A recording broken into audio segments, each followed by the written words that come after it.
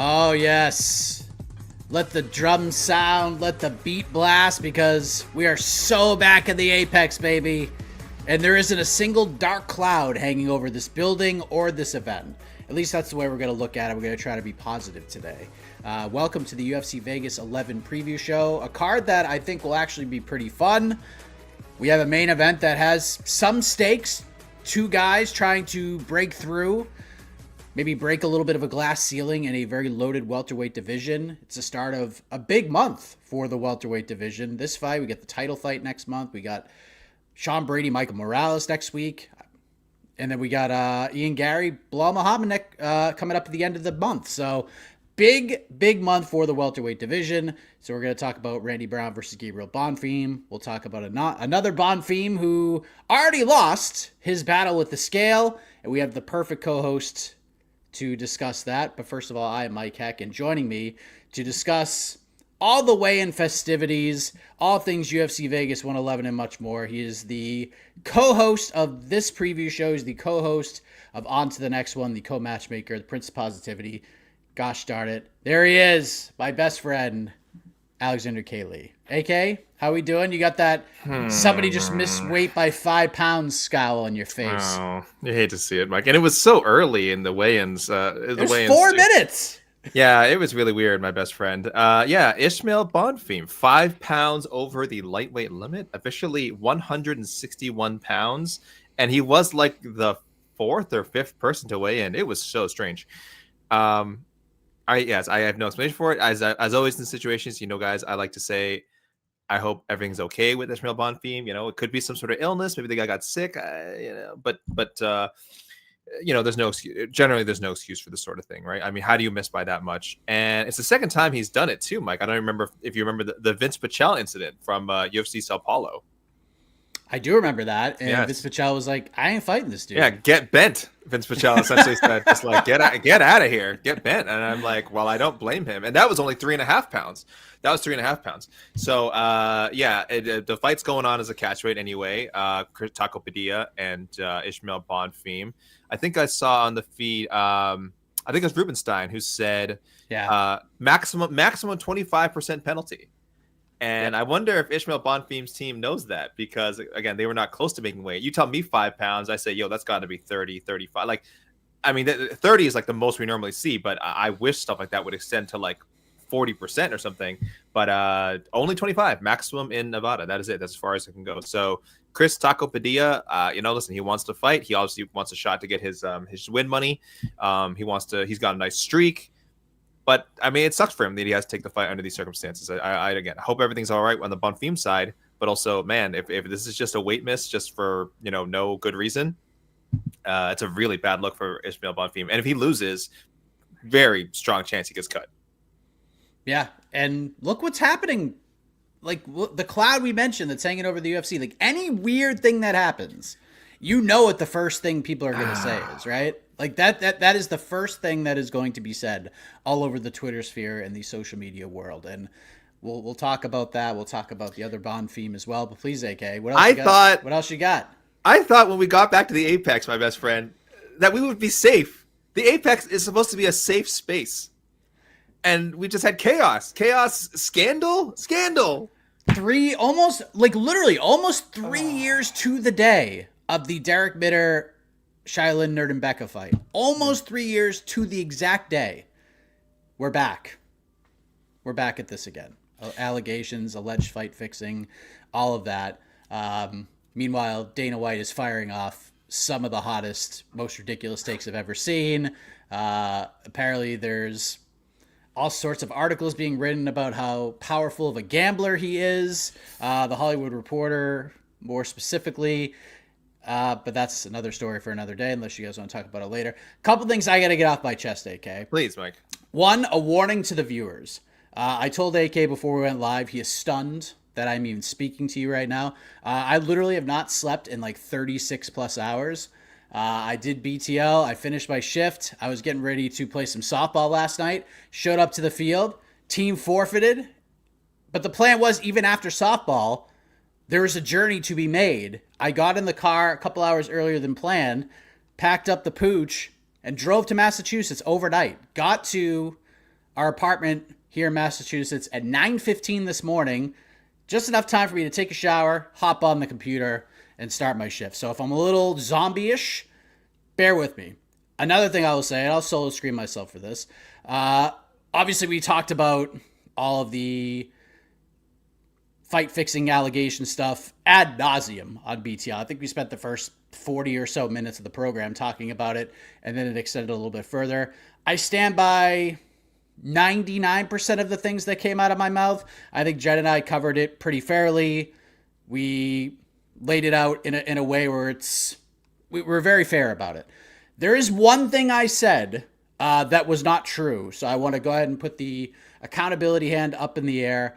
I mentioned on BTL that Derek Minner was a part of the Jason House stable with the Iridium Sports Agency. That was not true. That was incorrect. I got that one wrong.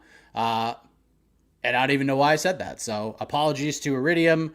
That was brought to my attention, and I always throw the accountability hand up when I'm wrong. So, and I was wrong there. So just want to go ahead and retract that. He was obviously part of the James Krause story because, James was his coach, but not part of Iridium. So I wanted to get that out of the way and just let people know that my bad, and I'll do better. But AK, let's talk about this. Let's talk about UFC Vegas 111. Let's talk about the start of this sort of, I'm not going to say this is the start of the welterweight Grand Prix for a title shot going on, because obviously the winner of this fight is not going to get a title shot. But I don't know, AK, like, this is such a weird main event because, like, it matters, right? It matters. We have one guy that just popped into the top 15 after, in my opinion, a decision that should not have gone his way, taking on a guy who honestly should be on a 5-fight win streak heading into this fight. He has one of the funnest fights of the year, one of the knockouts of the year, in my opinion, in his last fight in Randy Brown. But at the end of the day, like, I don't know what these guys are fighting for outside of, like, the second half of their paycheck, because look at this division right now. Just look at what's happening. We got JDM Islam, we got Brady Morales, we got Gary Bilal, not to mention we got Kamaru Usman lingering and other names as well. I feel like whoever wins this fight is going to have to win, like, 5 more, right? But, like, at least they get on the radar, right? But what are these guys fighting for, AK? It's so funny, Mike, because this fight, I mean, it wasn't even supposed to be a main event. This was on the Rio card, right? Wasn't supposed to go down in Rio, and was literally moved just for the reason of, like, I think they looked ahead and they're like, whoa, we don't have anything for November 8th Apex card. I guess they didn't feel like making Matt Schnell and recent Ultimate Fighter winner Joseph Morales the main event, which is a little offensive, but fair. So yeah, it's they're not even supposed to be in this position, but because they are, we have to give it this, like, excised amount of coverage, which is fine. Not to take anything away from Gabriel Bonfim, like I said, good fighter. Randy Brown, been around forever, a guy I think a lot of fans would love to see break through. Exciting fighting style, just had a few decisions maybe not go his way. Feels like a guy who should be right there in the top 10. I'm looking at the I was actually just looking at the UFC.com page now, Mike. Before I get to this fight specifically, how many UFC ranked fighters do you think are on this card? UFC ranked fighters? UFC ranked, yeah, not in our rank. In our rankings, I'll tell you right now, there's only 2, and neither of them are in the main event. We do not have Gabriel Bonfim or Randy Brown ranked because we have welterweights from other organizations in there. So UFC ranked, how many do you think? 24 fighters, Mike. 24 fighters in total. I'm gonna do this without looking at the card. I'll say 3. 5. There's actually there's 5 ranked fighters on this card. Listen, that's way higher than I thought it was gonna be. 2 of them are women's bantamweights. All right, so it's obviously number 14, Gabriel Bonfim. He got ranked after quote unquote beating Wonder Boy, and then Mata Bueno Silva, Jacqueline Cavalcanti, 10 and 11. And then we have strawweights, Tisha Pennington and Denise Gomes. Pennington 13, Gomes 15. I forgot Pennington Gomes was even happening on this. Yes, I think many have. Yeah. We have Pennington ranked and we have Cavalcanti ranked. I think that's it. So we do not have any of the welter. We do not have either Bonfim or Randy Brown ranked. Yeah, it's a weird fight, man. It's a weird fight. And it sucks because I like Bonfim. I actually think Bonfim is a guy who could be a contender someday. But I think as we've seen recently, all it takes is kind of like one bad performance to really win or lose, really kind of throw off people's perception of you. Because I think he's a great grappler. He needed to use a lot of that against Wonder Boy. Again, I would argue he didn't. It wasn't enough to win the fight, but doesn't matter. Goes down as a win. 3 straight W's. So I think this is a huge, like, for Gabriel Bonfim, excuse me. I think this is a huge fight because I think he needs to remind people sort of why he was sort of so hyped coming in. He was a nice run to his first UFC fights. Again, listen, he lost to the Brazil killer Nicholas Dalby. There's no shame in that. So there's still a case this guy can make. Now he's, like you said, Mike, he's far from an actual title shot. I mean, we're talking. This isn't even the kind of win that, like, it's if he ran through Randy Brown, let's say he got some crazy first round submission, that like, oh, this will put him on a short list somewhere. No, he's still on a long list. I mean, if Gabriel Bonfim is going to get there, you're not talking about him fighting for a title until like 2027. Like, we're not even saying 2026 that there's some course of events where this could happen. Extremely unlikely. The same probably does go for Randy Brown as well. It feels like because he's more veteran, because we've seen him more, because, you know, he has a fighting style I think the UFC likes, that maybe he can sneak into that title picture conversation a little bit easier. But the downside to being around the UFC for so long is the matchmakers and the fans kind of already have perceived you a certain way. You know, I think they view Randy Brown as like, oh, this guy's a very good welterweight. We can put him in there with anyone for a competitive fight, but we expect him to, well, you know, win 2 and lose 1, win 3 and lose 1. We're not really looking at this guy as a title challenger. So I think title talk, I guess it's almost just doesn't apply to this matchup. So, I mean, what they're fighting for is maybe getting to a top 10 ranking, which neither man has ever done, especially Randy Brown. Randy Brown feels like the talent's been there. That's really his goal, I think, right now. I think, look, this is one of those cards that, and we kind of touched on it last week. We said last week is going to be a fun watch. And it turned out it really wasn't that fun of a watch outside of a couple of things that happened, mostly the co-main and the main. But it would be forgotten about. We wouldn't even be talking about it come Monday. And obviously that wasn't true, but it has nothing to do with, like, you know, actual fights and, you know, just regular fight storylines. There's just allegations and speculation and all sorts of stuff that, like, cannot be ignored. This card, AK, I like, this might be a hot take, and this is me being positive. You know me, I've said for a couple of weeks, I like this card better than last week's. I think top to bottom, I think there's more potential for more fun here. But this will be the most throwaway, most forgotten card of 2025. Because the second this card is over, unless there's another weird scandal or something, we are lockstep, full on, full send to UFC 322. This will be so far behind us because we're going to be talking about UFC 322. It's just a weird time to have this card. Like, I almost wish this was like December 20th, where it's like the last card of the year and then gives us something to go out by. But this is just one of those things where it's just odd timing. There's a lot of negative energy going on right now. And then you have arguably the best pay-per-view of the year and the most anticipated fight of 2025 literally a week later. Mike, I can't believe I'm saying this. I think the UFC has too many cards. I might be the first one in the MMA sphere to admit, yeah, I think the UFC has too many cards. Listen, I know I'm being a little facetious here, but you guys have to know, there was a time in my life, maybe like 10 years ago, where I kind of envisioned that this is where the UFC would go, that it would become a point where they would have a card almost every week. Now, when I envisioned that, I envisioned it in a positive way. I had sort of hoped the talent level would continue to grow with the speed with which, you know, the UFC, with which MMA itself was growing.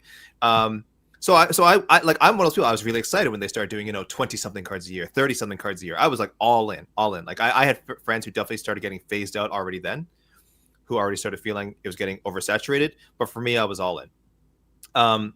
But as you guys have all seen, of course, the talent level has not matched the level of which the business has grown, right? It's because the money, you know, we always say the money hasn't gone up. It's not going to attract those. It's not going to attract top tier athletes. It's not going to attract, you know, a more diverse group of people that could potentially, again, help the sport grow. So that's just the unfortunate truth. And that's why we're ending up with cards like this, guys, where we're like, we have to ask, what are they fighting for? I feel like we've had asked that about many UFC fight night main events this year. That's unfortunate because it's the exact same thing as last week. Like I feel it is. like I know. I'm having the deja exact vu. same thing. Like I'm having huge deja vu.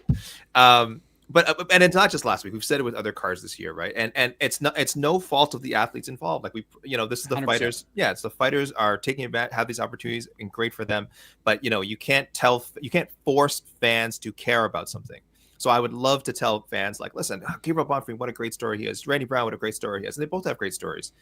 But if you're a fan and you say, well, I don't care, there's nothing I can say to make you care. And I don't even blame the UFC. Like, I don't even think the only thing I blame the UFC for is, again, like I said, oversaturating, having too many events, but not being able to sell certain fights. I mean, what can you do? It's just, this is the bet that they've made for themselves. So I'm not entirely sure where I'm going with this ramble. I feel like I had to vent a little bit because I hate to talk so negatively about cards and about the fighters and the cards. But I think this, like you said, this is sort of a feeling. And then with all the gambling stuff, the eye poke stuff, all these controversies, refereeing controversies, judging controversies, they just pile on, and it's just hard to really get excited about these sort of, again, weekly, seemingly throwaway events. Yeah, I mean, the UFC is, those three letters are so powerful right now. But this is like what, like, if we're talking, I'm trying to find like a good comparison. This is like PFL Mena to PFL. Is what these cards are. Like this is UFC, as Jed always quotes every so often, this is UFC contractual obligation. Like we're just chucking darts at names on the board, and then okay, these people can fight each other because we have to do it. Like we have to fulfill this fight card. And it's kind of a bummer. Like it's just kind of a bummer. Like I want to say this very clearly, and AK was with me. I think this is going to be an enjoyable watch. Like, I think if you watch from start to finish, like, yeah, it's at the Apex, so, like, you're going to lose 2 points just because of, like, the vibes. It's bad. It's soulless. It's empty. It's just not the same as hearing a big crowd. But it's just, I don't know. I want to be excited. I want to be. And, like, I'm excited for 322. I'm excited for Qatar. Like, that's a damn good card. Like, that's big fights, big stakes across the board.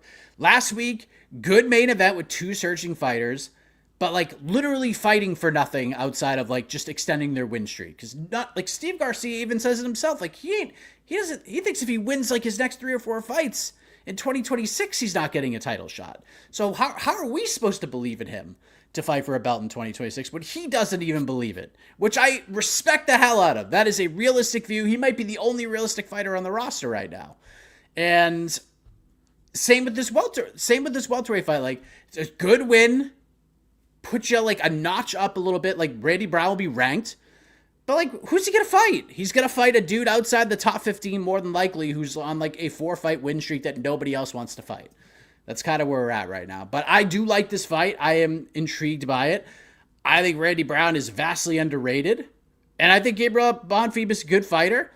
But here are the betting odds currently, AK. We do have betting odds here, courtesy of FanDuel. Gabriel Bonfim, the favorite, minus 184. We're approaching 2-1 status. The comeback on Randy Brown, plus 148. What you got? I'm kind of liking the underdog here. Kind of like a Randy Brown. When I first thought about this matchup, I was thinking, okay, we could be headed towards another splitty city. We could be, again, a lot of grappling heavy stuff from Bonfim. Not that he can't strike, but he did what he had to do against Wonder Boy. I think he knows, in that situation against a stand-up specialist like that, wasn't going to go his way.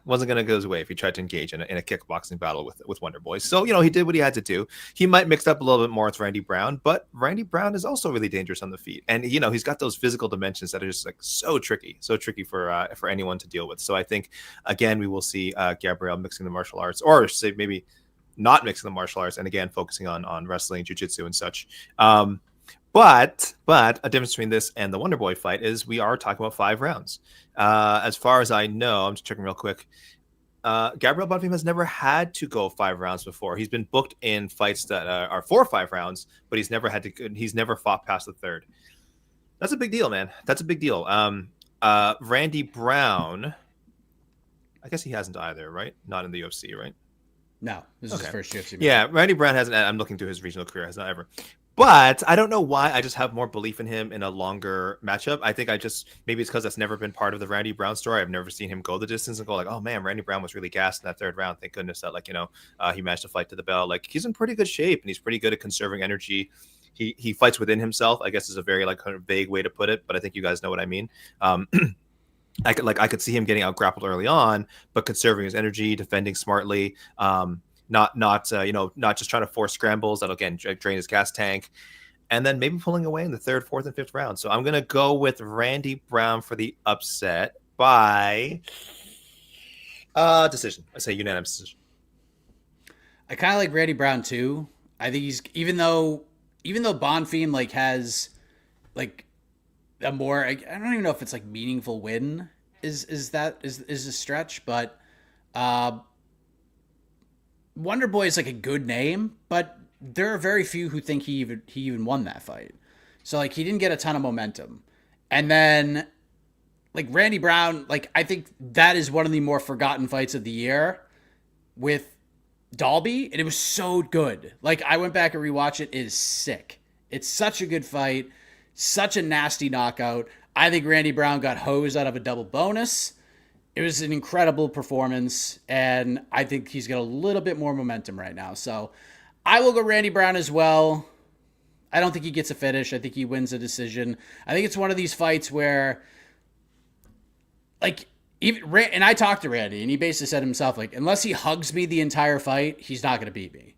And I kind of look at it that same way. If Bonfim can get takedowns and control him, I think it's his best chance to win. But if we're standing on the feet, I think Randy Brown has a really good chance to pull away here. So I think certainly worth the squeeze as far as going with the underdog. But AK, I as much as I think we'll enjoy this fight, we know that this is not even your main event. No, tell the folks at home what your main event is. Mike, were you asking me? Was it you that asked me last week on No? Who asked me if this was an actual co-main event? It was you, right? It was me. Yes, we talked about this. Yes, so this is a co-main event. This is not just a penultimate bout. This is not just a second to last bout. It's a co-main event because we have a champion in it, guys. Ultimate Fighter 33 champion, UFC two-timer, Joseph Morales. The amount of people who do not remember that Joseph Morales like fought for the UFC before is, I don't have a number. It's a lot of people. I feel like every time I bring it up, some people are like, "Oh, he won his UFC debut at the Tough Finale." But I'm like, guys, he was in the UFC before. He won he cashed a UFC $50,000 performance of the night bonus in his first run. And then he fought like Davis and Figueiredo. Like he had some tough matchups, and then got sent out. Now he's got another veteran in the great Matt Schnell, who Mike is hanging in there, man. I mean, we thought retired. We thought this guy at some point is just gonna like, suffering strings of getting knocked out badly. Matt Schnell's been around so long, but he won his last fight against another guy who's kind of always has like one foot out the door, beats Jimmy Flick. Now he has like a tough but winnable battle with Joseph Morales. But I love the Joseph Morales story. I do think this is a guy who maybe the first time just wasn't quite ready for the bright lights. Also, the level of competition was maybe just a little bit too high for him. The guys that threw him in there with. Now he's matured. He did some great work in the regional scene. Obviously, just won the Ultimate Fighter. So yeah, I think this is a great fight. I just think it'll be a great competitive fight too. We always say the flyweight division, like, you can't even call it underrated anymore. I think people do know it's like one of the more reliable sources of entertainment on a UFC card these days. So they got the right guys there in the co-main. Like I can't imagine who else they might have picked. Maybe Ricky Simone, Raoni Barcelos, but that's not even on the main card. And that's about it. Maybe Taco and Ismail Bonfim if you want to do like a brother thing. But I don't think the brothers want to do that, obviously. That's it. So yeah, listen, we got a nice co-main event. Go flyweights, and I'm picking Joseph Morales to win. All right. What are the odds on that one? Wow, Morales. How big of a favorite do you think Joseph Morales is right now? You stopped me just before I looked. Minus, judging by your reaction, minus 350. Ugh. Minus 420. Ooh. Minus 420. Come back on Match Schnell is plus 310. Again, A lot of people don't have a lot. We feel like Matt Schnell, Mike, you know this better than anyone. You thought Matt Schnell was easy points once upon a time when he was supposed to fight Alessandro Costa. Remember that? Remember the? I'm literally gonna spin a wheel. I'm literally gonna put every UFC men's flyweight on a wheel and spin it before the next draft, because every time I pick one, it is like literally the worst pick. Alessandro Costa injured, doesn't fight the rest of the year, and then I Temerov, who's fighting a ranked dude, he's gonna win, and then gets suspended for a year. For a positive drug test. So like my luck picking flyweights has been atrocious. Oh boy. Really, really bad. Rest of the main card, Muslim Salikov, Uros Medic. I think will be pretty fun. Age appropriate. Let's go. Age appropriate matchmaking. Chris Padilla, Ismail Bonfim at a catch weight. It's not a lightweight fight anymore. Boy, we could have a new middleweight champion. I like Marco Tulio a lot, but Christian Leroy Duncan is making a strong case to just get off the blocks and take that middleweight title and make it his own. Why is this on the main card? I don't know. Tulio's a pretty good finisher. Okay. I mean, I always assume if they open up main cards either for, guys with name value, or they think the fight will end in a finish, which I guess is possible. But Christian Leroy Duncan, a guy who I really like, is a little unpredictable. You do feel like you can maybe get an exciting finish at him, but sometimes he just gets involved in these, as you said, Mike, kind of middleweight slogs. And it's not like they didn't have other options. Like, why are they so insistent on it? Just because they're middleweights? I know middleweights rule the apex, but I don't know, Mike. What happened here? I don't know. I mean, he had a nasty finish in his last fight. So, sure. I mean, maybe, spinning back elbowing Eric Anders, who, speaking of 1 foot out the door, Eric was very public. Like, that could have been his last fight. So, I don't know. But, I mean, Armin Petrosian, not the best fight of all time. The Andre Puliev fight, God. That was one of the most middleweighty fights in the last decade. Like, Brendan Allen, had nightmares that night watching that. Like, oh my God, I might not be the middle. I mean, he hasn't been the middleweight champ for quite some time, but he was the longest outside of Krzysztof Jotko, who is the GOAT of the middleweights. Krzysztof Jotko felt like his title was at stake here. So that's a fight that could be, that is the Norma Dumont, Ketlin Vieira of this card, where it could be really good. Like, it could be the fight of the night, but it could also be the biggest piece of poop on this entire card. I don't think there's an in-between. It's either going to be terrific or awful. No, Mike, we all knew Dumont Vieira was going to be bad. Come on. We all knew that was going to be bad. That's why it was on the prelim. But I'm like, why not Emil Emmers? Why not Ricky Simon? That fight's going to rock. Emmers Emil's going to be a great fight. I actually think, I know I just kind of slagged the women's bantamweight fight. I actually think Breno Silva, Cavalcanti could be a good fight. Why didn't they go wacky? Put some debuting heavyweights on the main. It's just a very strange choice because nothing against CLD or Marco Tulio. It's just a really strange choice, only compared to what is on the prelims and what could have been that spot instead. Strange. Why not the Jackson McVeigh, Zachary Reese catchweight fight? I don't know. That's a perfect opener for this one. Because that fight's going to be over in 90 seconds. I don't know. Okay. One way or the other, that fight's going to be over in 90 seconds. Good for a perfect opener. Good for Leroy Duncan and Tulio. Whatever. Like Miles Johns, Daniel Marcos is going to be really fun.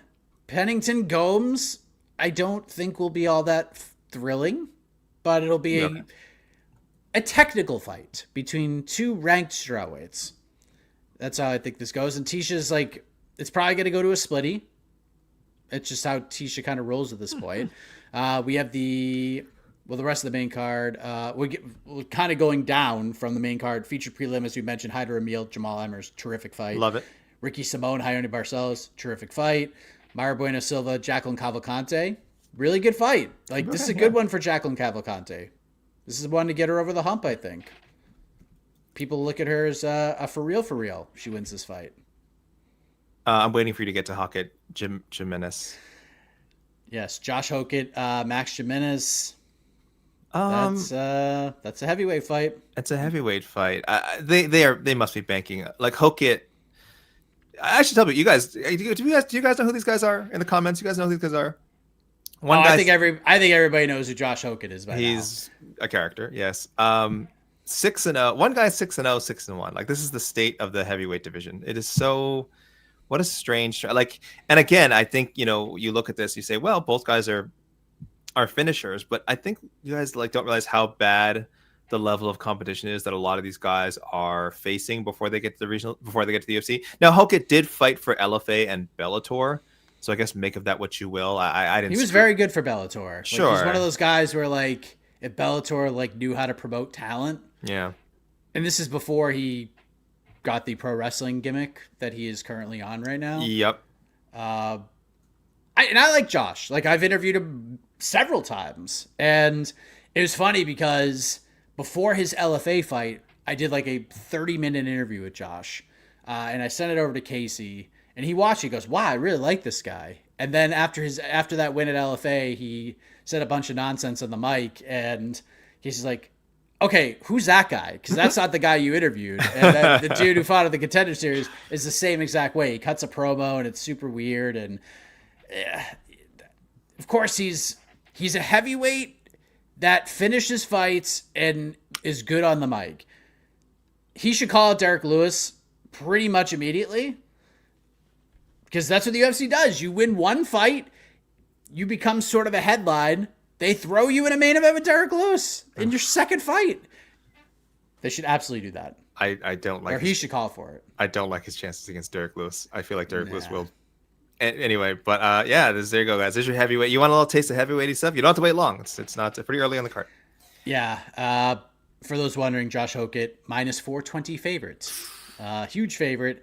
Probably gets a finish within the first 7 minutes of this fight. His wrestling is, like him or not, if you vibe with the mic skills or you don't, Josh is very, very good. He's a very athletic heavyweight who can wrestle his ass off.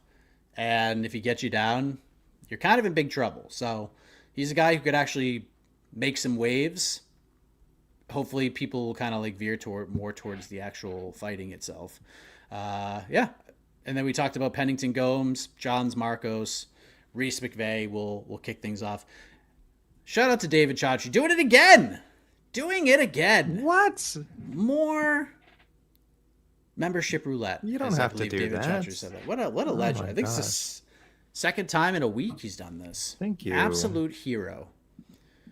All right. We do have some super chats, so please, if you want to guarantee your question gets up here, check them in the super chat. We appreciate it. I could use a coffee, so help out a brother. Dakota, what do you think they do with Taco Padilla if he wins? 4-fight win streak at lightweight is impressive, although technically this would be not a lightweight win through no fault of his own, AK. But still, I think we understand what this is. Quietly flying under the radar, Chris Taco Padilla.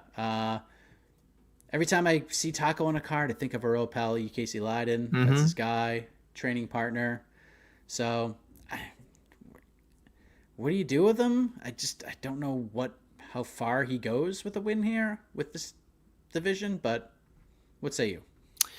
Well, the problem with the like welterweight, lightweight, featherweight, and so on, like these are deep divisions, pretty deep divisions. It's really hard to string together. Like you can string together 4. Steve Garcia, it just got his first main event. He's won like 6 straight fights or something, right? And even then, we keep saying like, oh, that fight doesn't even move him within like sniffing distance of a title shot. So it's just how it is if you're fighting it up in 155, 145, whatever it may be. So yeah, he's great, man. Fun to watch. This is the biggest name he's fought in the UFC so far, but it's not like Ishmael Bonfim's a huge name. He's not like a top 20 guy. So sadly, like he doesn't move much. And that's okay. I think that's okay for Taco. I think Taco like is still kind of building his fan base. I know he's a veteran, but like building his fan base in the UFC. Putting on exciting fights, good results. So just got to keep that going, because I'm just looking at the previous guys he's beaten. Like they don't move the needle that much. Fair or not, they don't move the needle that much. But yeah, I think Chris Padilla for sure is a guy that hopefully we see stick around the UFC for a long time. Because yeah, very, very, very fun to watch. But Mike, I hope you have your darts sharpened for. I know exactly what I'm picking. Oh, you already know? If he wins, I know exactly what I'm picking. Okay, you're way. In fact, you know what? I think whoever wins this fight, I think I know where I'm going with this. There's a really fun fight coming up in a couple of weeks, as a matter of fact, at UFC Qatar. between Nurulo Aliyev and Shamrock, who's making his UFC debut. I think if Chris wins, he should fight the winner of that fight. Damn. So I'll go with that. Even if Bonfim wins, like, you can't like promote him up the ladder, or you send him to welterweight. But if he's gonna stick at lightweight, fight one of those two dudes. That's not a fun fight for anybody, if we're being honest. So The lot no preview, guys. You want more? Make sure you tune into the show every week. And that is why, AK, and the rest of the world, that is why lightweight is the best division in the sport. Nurul Aliyev, in my actual rankings, and I think this dude is really good. I have him ranked 47th right now. 47th. And I think he's nasty. Spencer, my man. Howdy, boys. Conundrum. 1 to 10, how do you rate the UFC's year? Started rough, made a comeback with a Paramount deal. Ilya Poatan, other stars winning, cards delivering, White House hype, but now this scandal. Boy. I mean, we're heading into a really big time for them, because we got 322, Qatar, week off, and then another pay-per-view. So we're going to get 2 pay-per-views in the next 3 cards after this one is over. And that's going to really that's what we're going to base this entire year on. But if the year ended right now and the UFC is like, you know what? We're calling off the rest of the year. How would you grade the UFC's year overall? And we're talking about, look, he includes the Paramount deal in here. So if we're just talking about business, I mean, it's always a good year for the UFC, pretty much. An A+ for business. A+, like 10 out of 10. However, Spencer is also right to mention the scandal, the betting scandal. This is serious stuff. If we're talking about business, boy, this can hurt a business real bad. So I will ding it to like a 9 out of 10. If every recent year has been a 10 out of 10, depending how serious this thing is, it's like a 9 out of 10. Now, I've kind of been saying casually, like, I think some heads are going to roll, but I think it'll be insignificant players in the grand scheme of things. Enough to like sort of put on a show to say like, yes, we're treating this seriously, and we've heard, we're getting rid of the malcontents, we've cleared out, and it'll be like a few people. Like, I just don't see how there will ever be enough evidence unless a swath of athletes and managers and other backstage people come forward. I just don't see this having a long-term impact on the UFC. But again, if we're talking about this year, possibly early 2026, yes, the fact that this is a topic of conversation definitely sucks. If you're a shareholder, if you're a boardroom member, whatever, who's Zuffa, whoever's involved in these things, Endeavor and the UFC, yeah, you're not happy about it. You're not striking this off. You're not looking at this going like, oh, wow, well, whatever, I don't care if there's a gambling scandal. No, this is an action item. These people, this needs to be dealt with. So slight ding based on that. I don't know if it matters so much that they, Ilya won the second title, and Poatan came back. Like, promoting stars is such a small part of the UFC's business right now. That's such a crappy thing to say. So I don't even factor that in. But you mentioned the Paramount deal. You can't argue with 7.7 Billy. I'll tell you that right now. So 9 out of 10. Good job, UFC. I'll tell you what, man. Even if like somehow the FBI comes back is like, there's a couple people on staff like that might be allegedly involved in this. Like, you think Paramount's gonna be like, you know what? No deal. Of course they're not gonna do that. So it's not going to affect that part of the business in any way, shape, or form. And I said this on BTL yesterday, and I'll reiterate it. I will guarantee you that Dana White announces the first Paramount main event before Media Day for UFC 322. I'm guessing on Monday, we're going to wake up, we're going to have a cup of coffee, some eggs and bakey, we're going to open our laptops, we're going to turn our phones on, we're going to jump on Instagram. We're going to see a message from the UFC. The big boss is going live later on today. Stay tuned. And he's going to announce Ilya Taporia, Paddy Pimblett, or whatever they're going to do. And he's going to announce that card. Because, look, most of us here, we're still going to talk about this. We're going to continue to talk about it. But the fan base that they care about, which is pretty much not us, okay? The hardcores that are going to watch ESPN Plus, that are going to buy every pay-per-view, that are going to watch every single fight that they can throughout the entire course of the year. I think you all know by now the UFC is not promoting towards you whatsoever. They are promoting, for the most part, the fans they want are the young. If Alex Pereira met me at a bar, I see red, bro. Like, that's the dudes That's the fan base they want. They want the casual audience who will not care about this. They would like, oh, dude, that dude Ilia Topuria, who might be the best fighter in the world, is fighting that Irish dude, that English dude, Paddy Pimblett. Like, that's what they'll be talking about. That's what they'll be telling their friends about. It'll be, hey, mark your calendars for January, whatever this card's going to happen, so we could bring $5 so we could buy pizza and watch the UFC card, which is not on pay-per-view anymore, now that I mention it. So save your $5 unless you want to play some poker or something. So, yeah. The UFC cannot do any wrong. They just can't at the end of the day. So, yeah. Mike, can you tell me again? I hate to jump back here. What did you rank? What did you have Nurello Aliev in your rankings? 47th. 47th? I have him 46th in my rankings. We are such. How did we do that? Can we? He's only had 2 UFC fights, so like, I wish I could rank him higher, but there's just not enough sample size. Mike, do you hear the band? I think the band is here. Do you hear that? 1, 2, 3. Friends forever. I did not have this on my bingo card. I just want to do that. Show. Mike, I just want to do that because I realize there's probably people who watch the preview show who don't watch Otno and have no idea what the hell is happening right now. So there we go. That's really, I kind of forced it, but now you have to listen to Otno on Sunday. Yeah, just to not be as confused as to what's going on, guys. You listen to Otno, that's all. Just go back. If you want to listen on to the next one and know what it's really about, go listen to the post-UFC Paris edition. That was the most electric onto the next one. That was a good one. And no one saw it coming. Yeah. Nobody saw it coming. Got another super chat from Nick Davis Bain. Hypothetically, my neighbor is a UFC fighter, and they tell me that they've been battling an injury and haven't been able to train hard the last few weeks. Can I get in trouble for betting heavy against them? I don't think you can. I think it would be an issue if you told people, maybe. Yeah. This is a Jed Bashu question. I saw Jed in the chat earlier. I don't know if he's here, but I do feel like we should ask Jed. I think it's a matter of keeping it down low. Because, guys, that's why a lot of these people are getting in trouble, not just in the UFC. You guys saw the scandal with the NBA and stuff. It happened with us. So much has happened in Toronto. It was a Toronto Raptors role player, Jonte Porter, who got into a huge. Okay, thank you, Jed. Who got into a huge amount of trouble last year. He was doing a lot of online betting. I think that, the whole Discord channel thing. That's a lot of people do.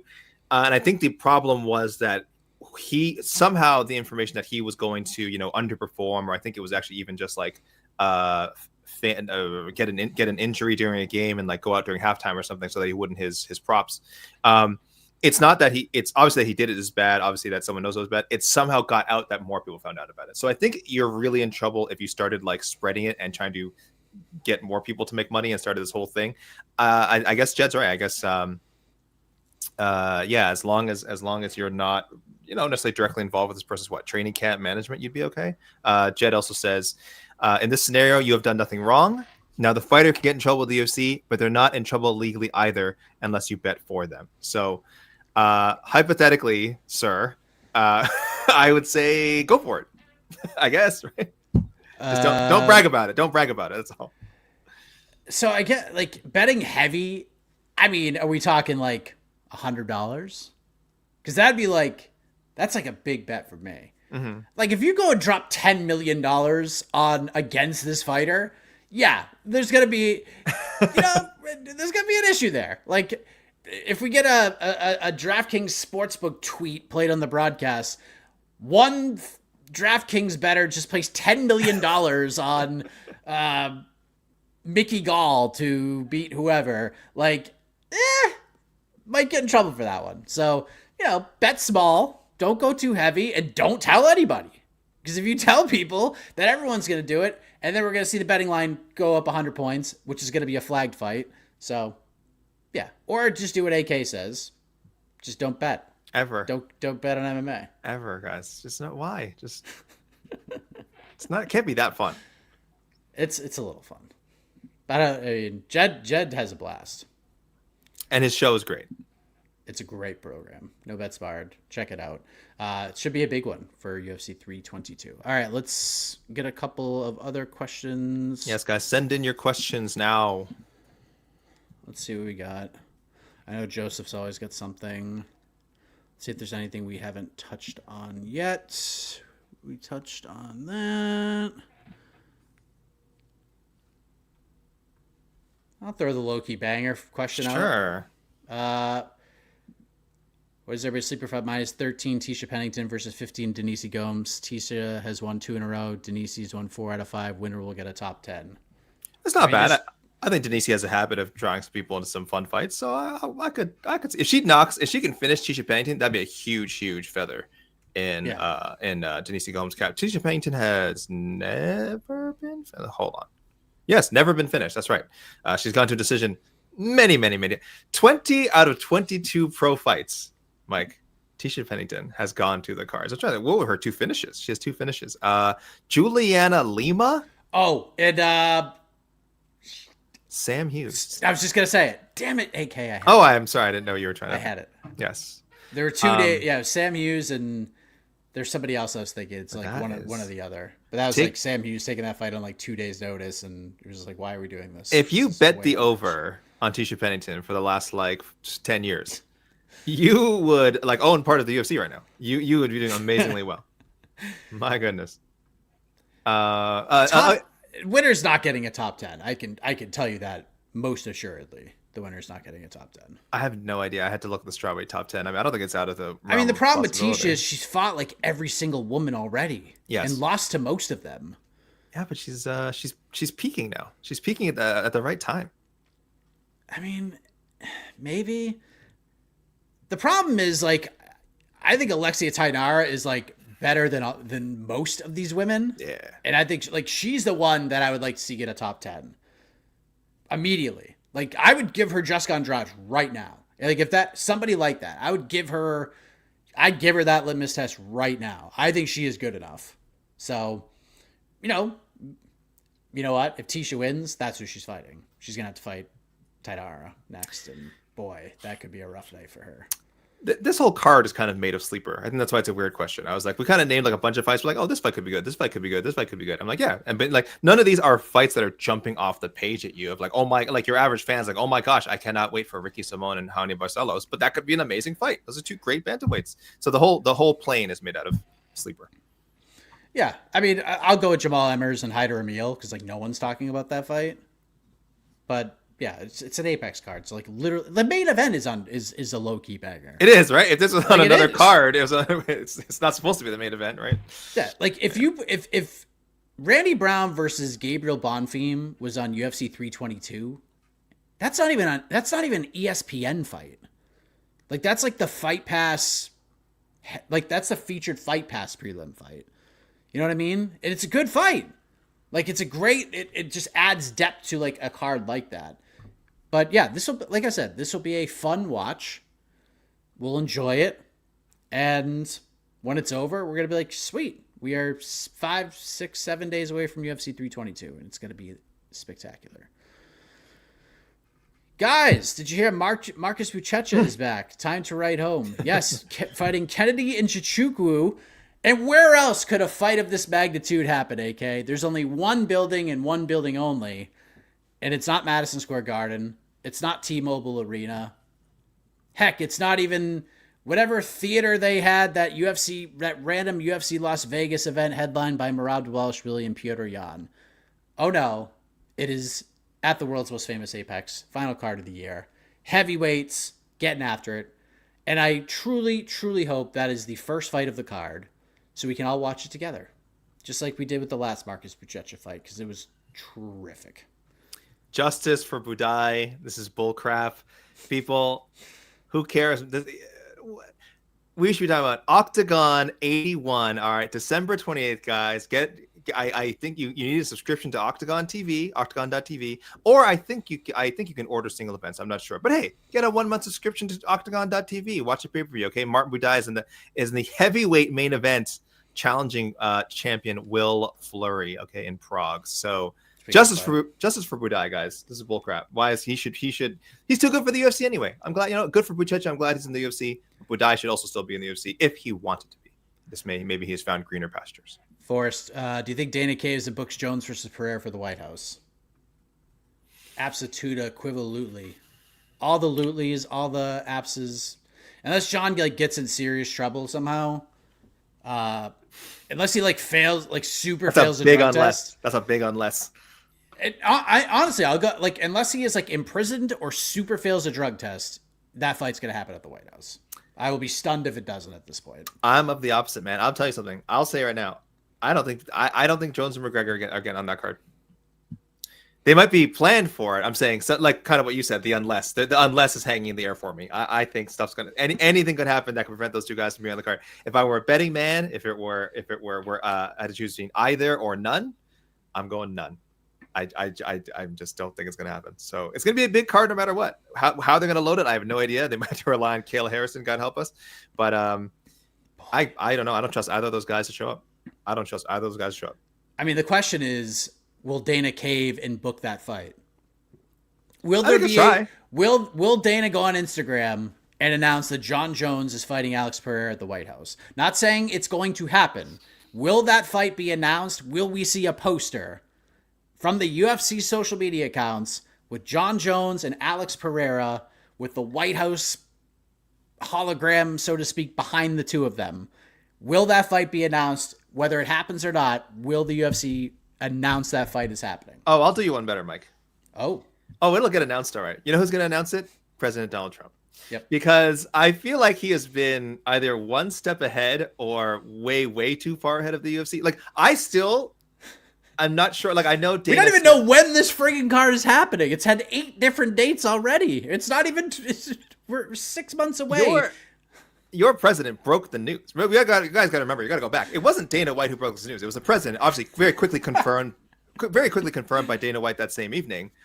But I, to this moment, still think it wasn't official.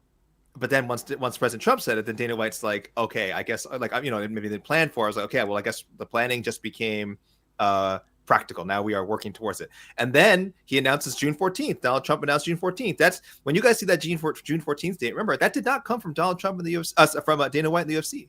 That came from the president. The president said June 14th, my birthday, you guys know my birthday's every day, Donald Trump's birthday. And that's when he said the card's going to happen. Now we're hearing it might be earlier. So we don't even know if that date was ever meant to be official. So I think if you guys hear about McGregor or hear about John Jones, it's going to be Donald Trump at a random appearance in Ohio or something, and then him, talking about groceries, and then suddenly he's gonna start out. How about that UFC White House show we got coming up, though? Can you believe it? John Jones, Alex Pereira. I can't believe it's really gonna happen. And then, Mike, you and I, we're all gonna be scrambling. Oh, is it? Reach out to managers, and so it'll be announced. It just won't be announced by Dana White. And then again, I don't think it's actually gonna happen, but your president's gonna say something. I mean, John is 100 million %. I think Trump is going to be like, John Jones is fighting on this card, whether you like it or not, Dana. And Dana's not going to be like, no way. Billion to 1, President Trump. Absolutely not. He's going to be like, yes, sir. Absolutely. So I think they will announce that fight as a thing. Honestly, it would not shock me if after UFC 322, Dana's at least teases it. Nah, I don't think so. He's gonna have the GSP Bisping flip around, after the Tyron Woodley Damian Maia fight, where he's like, "When did your mind change?" 5th effing round. That because he was gonna do Woodley versus GSP, and then Woodley laid that stinker against Maia. And then that night, Dana was like, yeah, we're doing Bisping GSP, before it was all said and done. So it could be one of those things all right, maybe it's not a 1,000,000 to 1 anymore, but we don't make fights after the fight. So he's going to plant a little seed or two. One of those type of things, but we shall see. UFC Vegas. Oh, sorry, go ahead. I thought we were UFC Vegas 111 again. Okay, I'm sorry. What do you think of Dana White's maybe worst take of 2025? And there have been a lot. Oh gosh, I don't even know. I don't keep a catalog of these Honestly, things. no, he dropped it. It is public today. Oh, you're saying this one? Yes, I know what he take dropped you're it talking already. about. I know what take you're talking about, but the take I'm talking about is Kamaru Usman's the greatest welterweight of all time. That is the take. Like, unequivocally, there's no discussion. It's Kamaru Usman. Are you kidding me? What? This is the silliest take of all time. And all this does, AK, is it proves my theory that if Islam Makhachev wins next week, we are 1,000,000,000% getting Kamaru Usman no matter what happens the rest of this month. We're getting Makhachev Usman next. And it's going to make me so upset. But this just further enhances my take that that's the fight that's going to happen if Islam Makhachev wins. So we need for the world of meritocracy and the next man up, JDM needs to win next week. Otherwise, we're getting Islam jumping the line and now Kamaru Usman jumping the line, 1-3 in his last 4 fights. Silliness. Yeah, I don't know. I'll just tell you guys, keep an eye on keep an eye on MMA fighting this week, because I got no clue where I'm going with this fight pick yet. Well, I have some idea, but I definitely have not made my official prediction for the 322 main event. Really, and also what it means, also what the about the implications. I mean, I know you're pretty confident that Usman's going to be in play now, but I wonder that White House thing really two things. Obviously, the ESPN deal ending. And then us wondering what they're going to do to kick off the Paramount deal, and then also what they're going to put on the White House. So that first 6 months, or it could be 5 months, we don't know exactly when the White House is going to be. It's going to be wild. It's going to be really hard to keep track of. So again, keep an eye on this space, guys. I don't think Islam Usman is a White House fight. I have no idea anymore. I think that's a pay-per-view.